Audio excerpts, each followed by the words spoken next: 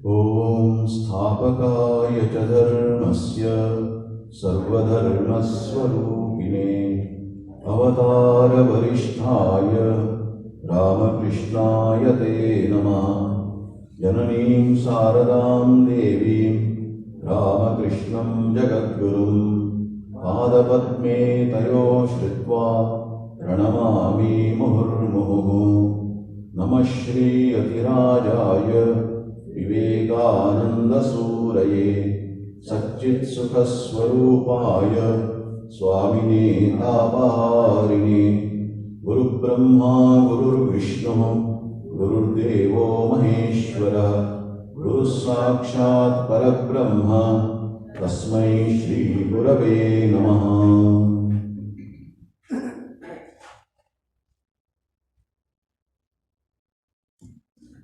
आप सबको कल्पतरु दिन का शुभकामनाएं। आप सब जैसे जानते हैं ग्रेगोरियन कैलेंडर इंग्लिश कैलेंडर के प्रकार आज नए साल का शुरू भी हो रहा है 1 जनवरी, और रामकृष्ण संप्रदाय में इसको कल्पतरु दिन ऐसे हम मनाते हैं। उसका एक विशेष कारण है। कारण जो है, आप सबसे और एक बार विनती करता हूं, कृपया अपना मोबाइल फोन साइलेंट मोड में रखें। इसका विशेष कारण है कि इसी दिन 1886 उस साल में, मतलब श्री रामकृष्ण के उनके अवतार का शेष संवत्सर का साल 1 जनवरी का दिन श्री रामकृष्ण परमहंस भगवान श्री रामकृष्ण देव भक्तों के ऊपर विशेष कृपा की थी। कई सारे भक्तों के ऊपर उनका कृपा ऐसा थी कि बहुत दिन से कई भक्तों ने भगवान के दर्शन के लिए, आध्यात्मिक अनुभव के लिए श्री रामकृष्ण से प्रार्थना कर रहे थे। श्री रामकृष्ण कह रहे थे ठीक समय में होगा, ठीक समय में होगा। और उस दिन 1 जनवरी का दिन श्री रामकृष्ण ने उन सबको जो भी उनका मन का अभीष्ट था, आध्यात्मिक दर्शन के लिए उनका जो भी ये था, उसको श्री रामकृष्ण ने पूरी की। भगवान के जो दर्शन के लिए कई चाह रहे थे, भगवान के अनुभव के लिए कई चाह रहे थे, जितना भक्त थे वहां पर उन सबको श्री रामकृष्ण ने उनको स्पर्श करके उस अनुभव को उन्होंने दिया। ये उनका श्री रामकृष्ण का एक बड़ा ये है। इसलिए उसको कई भक्त लोगों ने, विशेषकर श्री रामकृष्ण के बड़े भक्त थे रामचंद्र दत्त, डॉक्टर थे, उन्होंने इसको कल्पतरु कहा। श्री रामकृष्ण को भक्त कल्पतरु। कल्पतरु मतलब हम सब समझते हैं, कल्पतरु एक देवलोक का एक विशेष वृक्ष है। उसके नीचे बैठ के जो चीज मांगेगा उसको वो प्रदान करते हैं। कल्पवृक्ष, कल्पतरु, कल्पवृक्ष कहते हैं, कल्पतरु, तरु मतलब वृक्ष।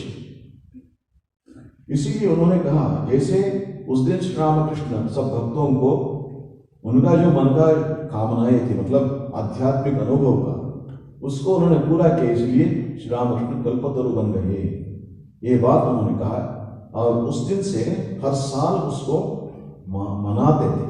रामचंद्र दत्त और सब, रामचंद्र दत्त का अपना बगीचा था कापुरगाछी, आजकल वो रामकृष्ण मठ हो गया है। वहां पर हर साल उन्होंने एक कल्पतरु उत्सव मनाता था रामचंद्र दत्त। लेकिन श्री रामकृष्ण के जो शिष्य स्वामी शारदानंद जी महाराज, शरद महाराज जिनको कहते हैं, स्वामी शारदानंद जी, जिन्होंने श्री रामकृष्ण लीला प्रसंग लिखा है, मतलब श्री रामकृष्ण के जीवनी में ऑथेंटिक बायोग्राफी श्री रामकृष्ण, उन्होंने लिखा है उन्होंने अपने बायोग्राफी में इस घटना को ऐसे उन्होंने स्वामी शारदानंद जी कहते हैं कि ये श्री रामकृष्ण के आत्म प्रकाश और अभय प्रदान। आत्म प्रकाश मतलब श्री रामकृष्ण कौन थे उसको उन्होंने दिखाया उसने,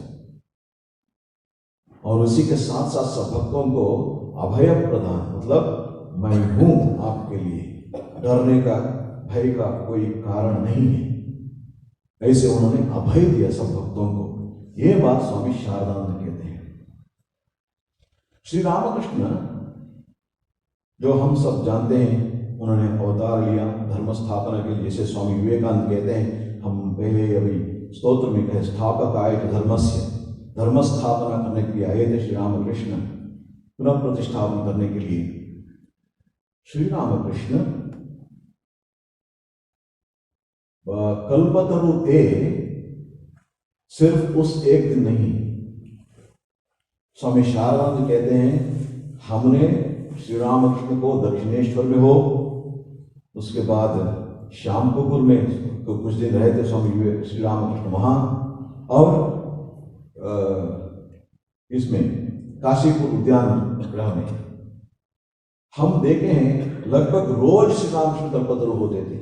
किसी किसी भक्तों के ऊपर विशेष कृपा श्री रामकृष्ण दिखाते थे, आशीर्वाद करके उनका जो आध्यात्मिक अनुभव पाने का जो ये था इच्छा थी उसको श्री रामकृष्ण पूरी करते थे। सिर्फ एक दिन नहीं है, बहुत सारे दिन हमने देखे हैं। और उस दिन क्यों हुआ? क्योंकि बहुत सारे भक्तों का श्री रामकृष्ण उस दिन वो है ना अपना आत्म प्रकाश मतलब जैसे संस्पर्श मात्रेण नृणाम समाधि, स्वामी अभेदानंद जी अपने स्तोत्र में कहते हैं, केवल स्पर्श मात्र से आध्यात्मिकता स्पिरिचुअलिटी उसको देने का शक्ति क्षमता श्री रामकृष्ण की थी, क्योंकि वे भगवान थे। श्री रामकृष्ण भगवान थे, इसीलिए संस्पर्श मात्र स्पर्श मात्र से। स्वामी विवेकानंद कहते हैं दृष्टिपात से, एक क्षण से किसी के ऊपर उन्होंने देखा, उनको आध्यात्मिक जागृत करने का, अंदर में जो जागृति जो है उसको करने का शक्ति क्षमता श्री रामकृष्ण में थी। इसलिए उनको स्वामी विवेकानंद कहते हैं अवतार वरिष्ठाय। इस घटना के कुछ दिन पहले, एक हफ्ते पहले काशीपुर में एक ये हुआ था, मतलब घटना हुई थी। उस दिन कई भक्त लोग आए थे। श्री रामकृष्ण उस दिन कई भक्तों के ऊपर विशेष कृपा की थी, एक नहीं 5-6 भक्तों के ऊपर। किसी एक भक्त ने श्री रामकृष्ण से प्रार्थना की थी, श्री रामकृष्ण ने कृपा की, उनका जो आध्यात्मिक अनुभव पाने का इच्छा थी वो पूरी हुई। और 2 महिला भक्त लोग आगे आए हुए थे। आप सब जानते हैं उन दिनों श्री रामकृष्ण को गले में कैंसर थे, इसलिए उन लोगों को पता था कि श्री रामकृष्ण ज्यादा दिन अपने भौतिक शरीर में नहीं रहेंगे, इसलिए उनके दर्शन के लिए आए थे वो महिला भक्त। उन दोनों को श्री रामकृष्ण ने उनके ऊपर भी कृपा की। और गोपाल को बुलाओ श्री रामकृष्ण ने। गोपाल मतलब बाद में स्वामी अद्वैतानंद जी महाराज श्री रामकृष्ण के सन्यासी शिष्य बने, उनके ऊपर कृपा की। मतलब उन दिनों श्री रामकृष्ण के अंदर से भक्तों के ऊपर कृपा करने का बहुत बड़ा ये था। जो भी मांग रहे थे उसको श्री रामकृष्ण अनुभव आध्यात्मिक अनुभव दे रहे थे। श्री रामकृष्ण के अपने जीवन में कभी कभी श्री रामकृष्ण कहते थे, मैं मतलब अपने और दिखाते हुए ये जो इसमें जो है क्या है आप सब नहीं जानते, लेकिन ये जो रहस्य है जाने से पहले है ना, इसको सबके सामने रख दूंगा मैं, जाने से पहले सबके सामने रख दूंगा। मतलब ये जो अवतार समाप्ति होने से पहले सबके सामने रख दूंगा। उसी के फलस्वरूप जो 1 जनवरी 1886 में जो घटना हुई काशीपुर उद्यान में, वो घटना कुछ दिन श्री रामकृष्ण उनके स्वास्थ्य ठीक नहीं रहा। एक दिन लगभग 1 महीने से पहले बगीचे में, तो जो भी गए हैं वहाँ पर काशीपुर में बगीचे है, उसमें श्री रामकृष्ण वहाँ वॉकिंग के लिए गए थे, थोड़ा सा ये करने के लिए, लेकिन उनका स्वास्थ्य बहुत खराब हो रहा था। इसलिए कुछ दिन श्री रामकृष्ण ऊपर के कमरे में रहते थे, वहाँ से नीचे भी नहीं आए, ऊपर में रहते थे। उनका स्वास्थ्य ठीक नहीं है, लेकिन उस दिन थोड़ा उनको स्वास्थ्य अच्छा लगा और 1 जनवरी था, इसलिए बहुत सारे भक्त लोग आए थे। और इसमें लगभग शाम का 3 बजे, दोपहर का 3 बजे का समय था।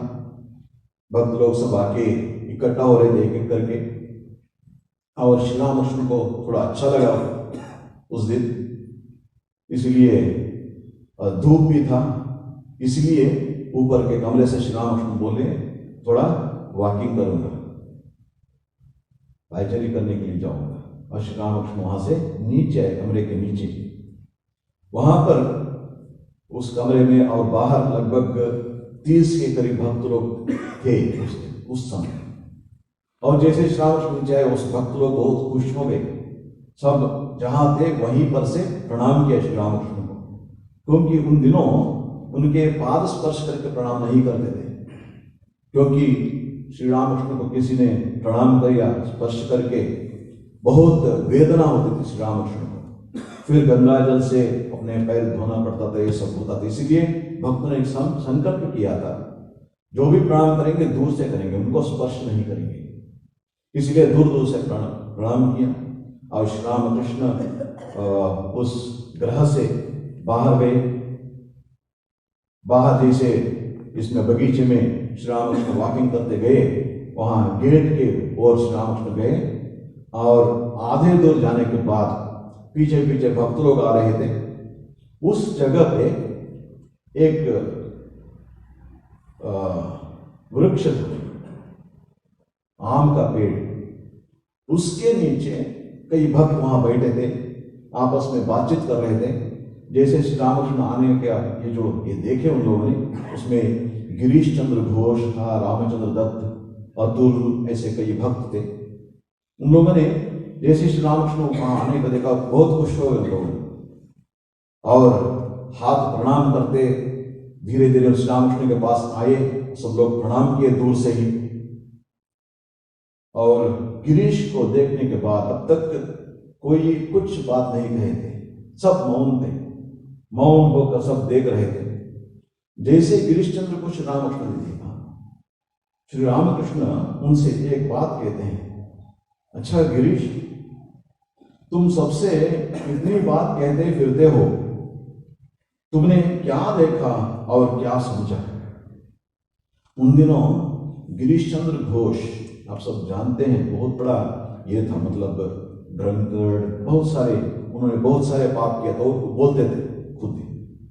उनके ऊपर श्री रामकृष्ण ने कृपा की और उनमें बहुत बड़ा बदलाव आया उनके अंदर में। इसलिए उन्होंने ये सिर्फ एक अवतार पुरुष को ही संभव है और दूसरे कोई ऐसे नहीं कर सकते।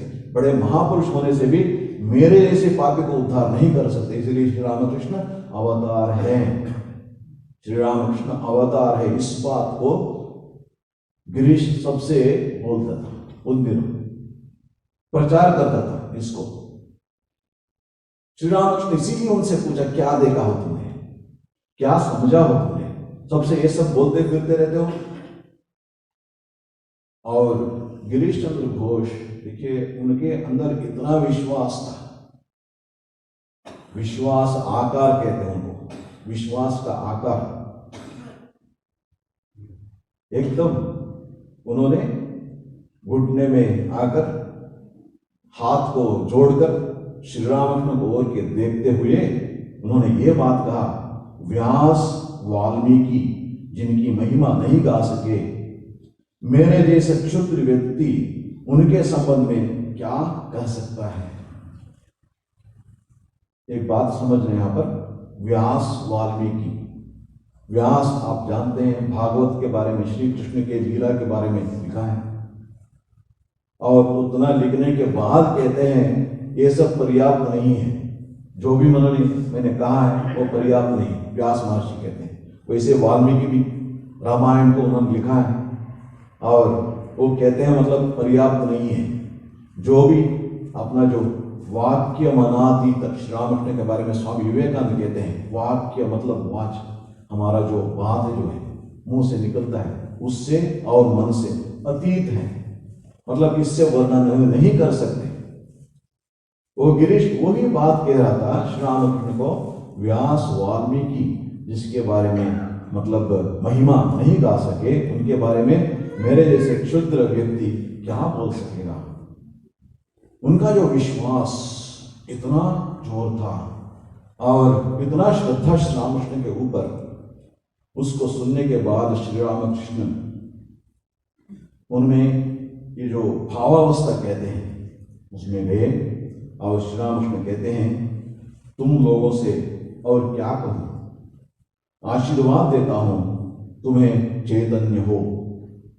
श्री रामकृष्ण कहते हैं आशीर्वाद देता हूं तुम सब तुम्हें चैतन्य हो।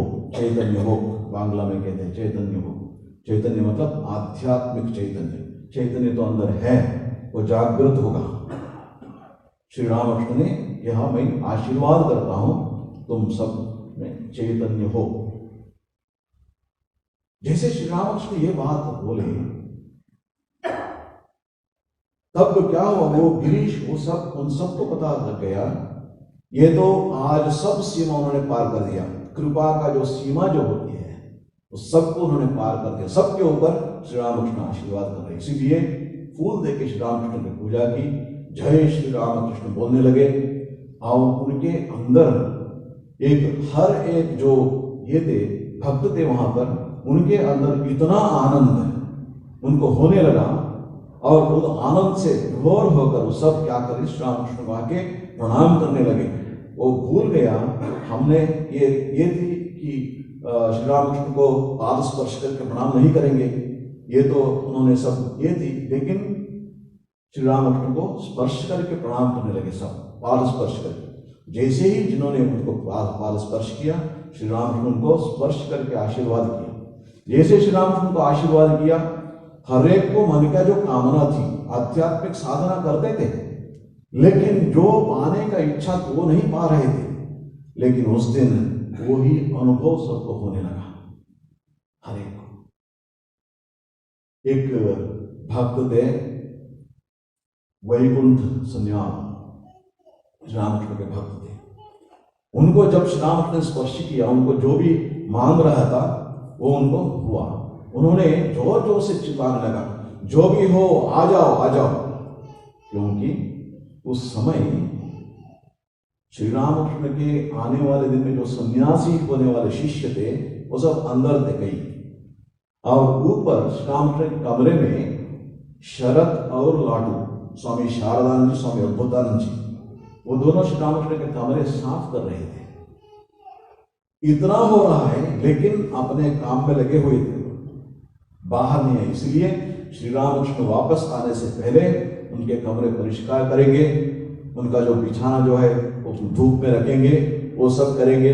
पहले श्री रामकृष्ण की सेवा, उन लोगों ने आया नहीं, और दूसरे कोई जो कोई भक्त अंदर थे वो सब आ गए, श्री रामकृष्ण सबको आशीर्वाद किया। और जो भी आध्यात्मिक अनुभव हुआ, कुछ समय हुआ और उन सब लोगों ने श्री रामकृष्ण को जय हो, श्री रामकृष्ण की जय, ये जयकार करते हुए आनंद से नर्तन करने लगे, एक एक तरह का अनुभव। और कुछ समय के बाद श्री रामकृष्ण भी अपने जो वास्तव इसमें प्रकृतिस्थ होना कहते हैं उसको, और उनमें भी धीरे धीरे कम हुआ। इसीलिए इस दिन को कल्पतरु कहते हैं। ये जो रामचंद्र दत्त और कई भक्त लोग कल्पतरु, इसलिए उनका भक्तों के मनोकामनाएं श्री रामकृष्ण ने पूरी की। और इन सब में आध्यात्मिक ये जो अनुभव का चाहता उसको श्री रामकृष्ण ने पूरी की। और एक भक्त था, उपेंद्र उनका नाम था, उनका भी उनको थोड़ा पैसा कमाने की इच्छा थी और सबको आध्यात्मिक साधन, लेकिन ये तो गरीब था। और अनाथ था, इसलिए उनको थोड़ा पैसा कमाने से ये होगा। लेकिन उनको श्री रामकृष्ण उस दिन आशीर्वाद दी और इस आशीर्वाद के फलस्वरूप बाद में बहुत अमीर आदमी हुआ। वसुमती प्रेस कहते हैं है ना, बांग्ला में बहुत बड़ा उसको स्थापना की। और श्री रामकृष्ण के जो सन्यासी शिष्य बाद में रामकृष्ण मिशन को प्रारंभ किया, उसमें उन्होंने बहुत सारे तरीके से उसको अपने योगदान दी। उपेंद्र ने, उनको पैसा मिला, उसका सही तरीके से उपयोग भी हुआ। इसीलिए वो कहते थे ये कल्पतरु श्री रामकृष्ण ने विशेष कृपा की, श्री रामकृष्ण ने सबके ऊपर विशेष कृपा की। और उनमें हम थोड़ा क्या उनका अनुभव क्या था उसके बारे में, दो भक्तों के बारे में थोड़ा समझने के लिए कोशिश करेंगे। एक रामलाल श्री रामकृष्ण के भतीजा, उन्होंने ध्यान करता था। ध्यान करने के समय अपने इष्टदेव जो है, इष्टदेव का जो पाद कमलों को, चरण कमलों को ध्यान करने से सिर्फ उसी देखना पड़ता था, हृदय को हृदय देखना पड़ता। लेकिन सारे आकृति मतलब स्वरूप, उनके स्वरूप वो मन में नहीं आ रहा था। मुख कमल ध्यान करने से ये ध्यान नहीं कर सकता था। लेकिन श्री रामकृष्ण उनको ये था, अपने इष्टदेव का पूरी ये ना शरीर, उनका जो दिव्य स्वरूप है उसको मैं ध्यान में दर्शन करूंगा, ध्यान करूंगा, उसके ऊपर नहीं कर सकता था। लेकिन ये जो 1 जनवरी श्री रामकृष्ण ने आशीर्वाद की, उसके बाद उनको जब भी बैठेगा ध्यान में, अपने इष्ट देव का जो ध्यान में लग रहता था। आशीर्वाद का फलस्वरूप है श्री रामकृष्ण, इसीलिए कल्पतरु कहते हैं। और एक वैकुंठ सन्याल एक भक्त था, जिन्होंने चिल्ला के सबको आने के लिए वो मतलब बुला रहा था।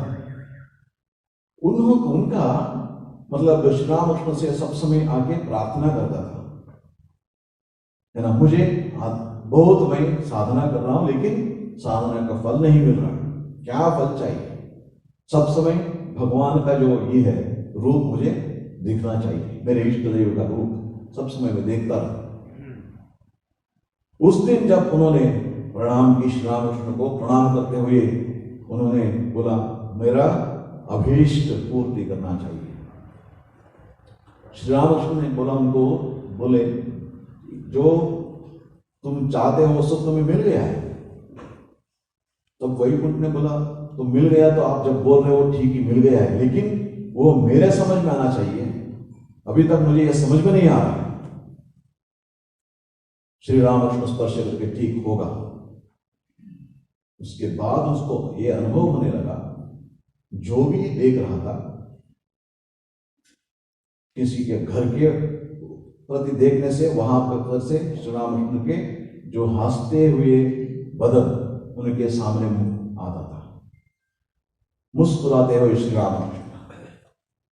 एक पेड़ को देखा, वहां से श्री रामकृष्ण, एक गाड़ी को देखा, वहां श्री रामकृष्ण, जहां देखो वहां पर श्री रामकृष्ण। उनके इतना आनंद हुआ उसको, इतना आनंद हुआ, आनंद से विभोर हो गया। ऐसे एक दिन हुआ, 2 दिन, तीसरा दिन ये चलता रहा।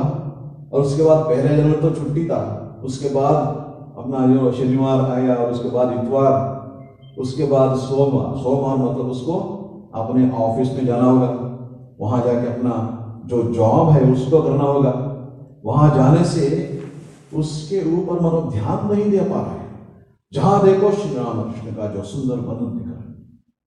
1 दिन, 2 दिन, 3 दिन हुआ, धीरे धीरे उसको ये सोच मन में आने लगा, अरे ये क्या हो गया मुझको।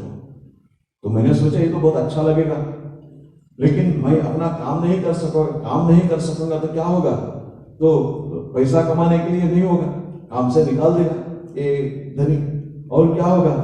ये सब मन में, क्या मैं पागल हो रहा हूं? ये सब सोच उनके मन में आने लगा। उन्होंने तब उनको एक बात समझ में आया, जो गीता में हम देखते हैं, तेनैव रूपेण चतुर्भुजेन सहस्रबाहो भविष्यमूर्ते। अर्जुन श्री कृष्ण से कहते हैं, उनका जो विराट रूप देखने के बाद डर के ना, आप अपने चतुर्भुज रूप से मुझे दर्शन दीजिए। अर्जुन कहता है, और उनको उसमें तब समझ में आने आएगा उसको अर्जुन का जो ये क्या हुआ होगा उनका ना, हाल क्या हुआ होगा अर्जुन का। और उनको धीरे धीरे ये डर बढ़ने लगा, क्या मैं पागल हो रहा हूं क्या, और मैं पैसे कैसे कमाऊं, पैसे कैसे कमाऊंगा, ये सब बात आने के उसने उन्होंने क्या किया, अब ऐसे रहने से सचमुच पागल हो जाऊंगा। इसलिए एक दिन श्राप से प्रार्थना की, आप जो अनुभव आप दिए थे ना ये मेरे लिए ठीक नहीं है, आप वापस ले लीजिए। और बाद में सारा जीवन इसके बारे में दुखी रहा उन्होंने। He was regretting his whole life।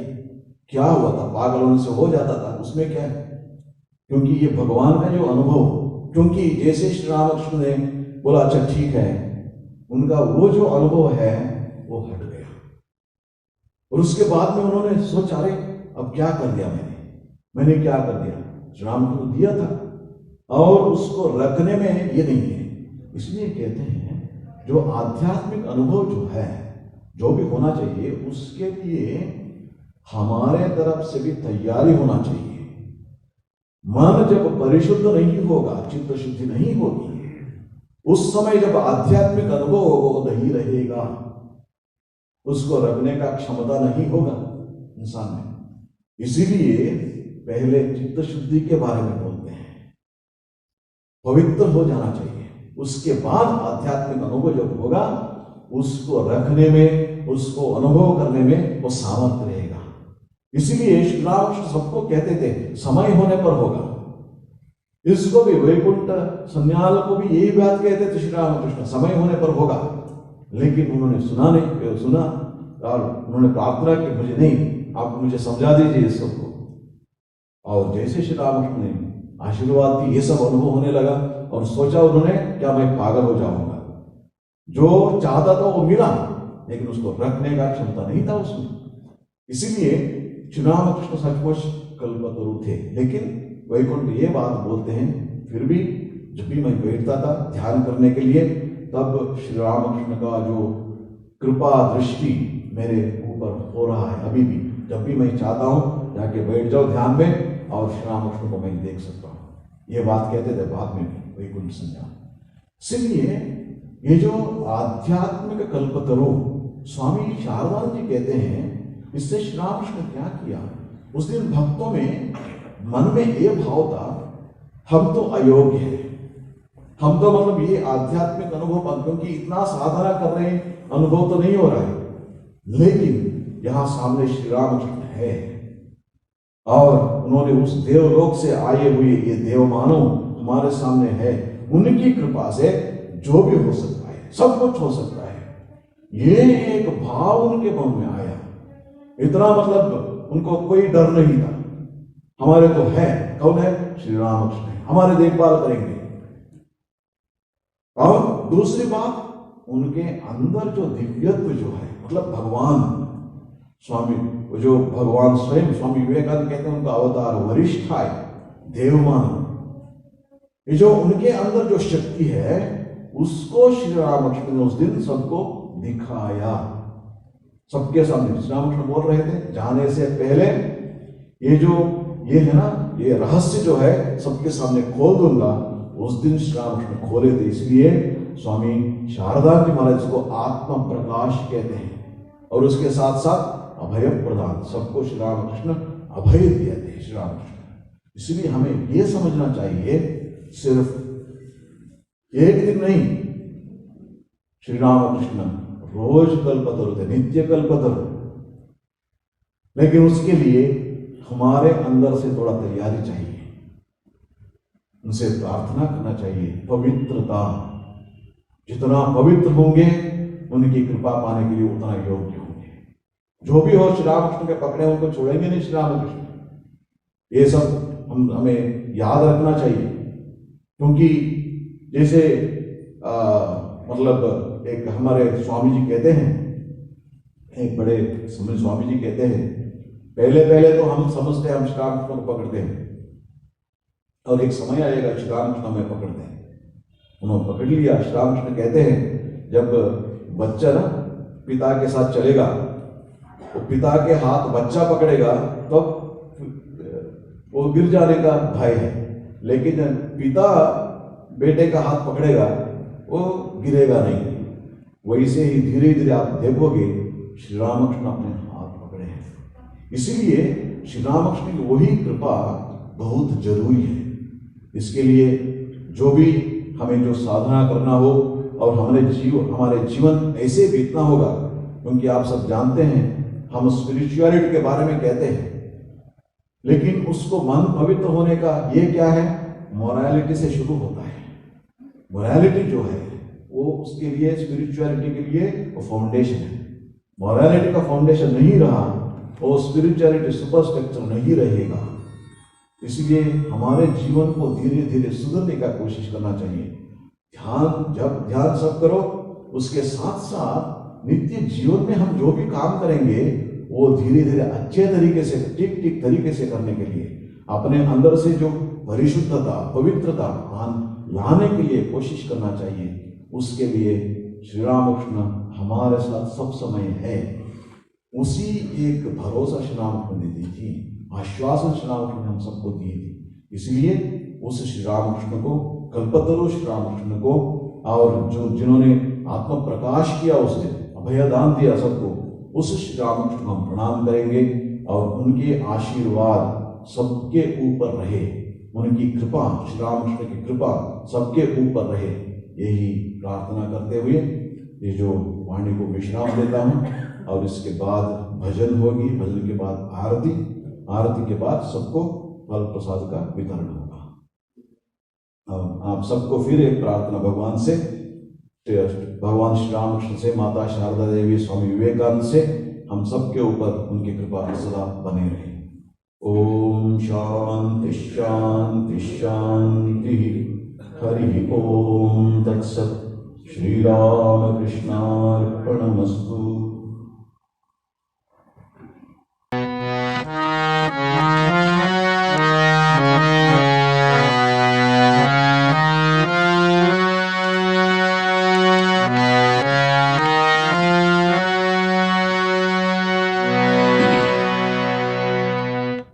अब आरती होगी नमो नमो प्रभु वाक्य मनातीत से। वो भी सब भक्तों से निवेदन है कि साथ में गाए, प्रेम से गाए, जोर से गाए। भगवान कहते थे कि ताली बजाने से पाप रूपी पक्षी उड़ जाते हैं और मन पवित्र होता है।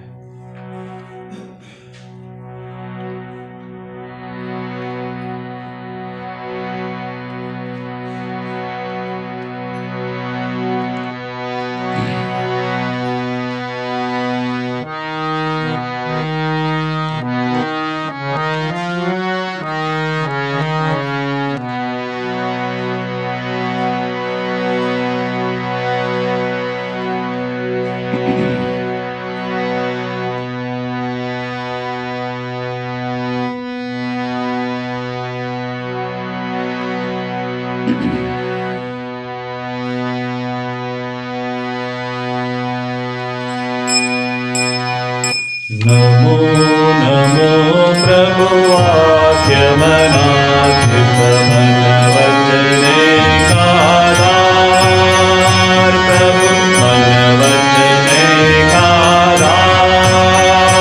प्रभु ज्योतिर्ज्योतियों जलय दिगंतर, ज्योतिर्ज्योतियों जलय दिगंतर। भूमि तम भंजन प्रभु भूमि तम भंजन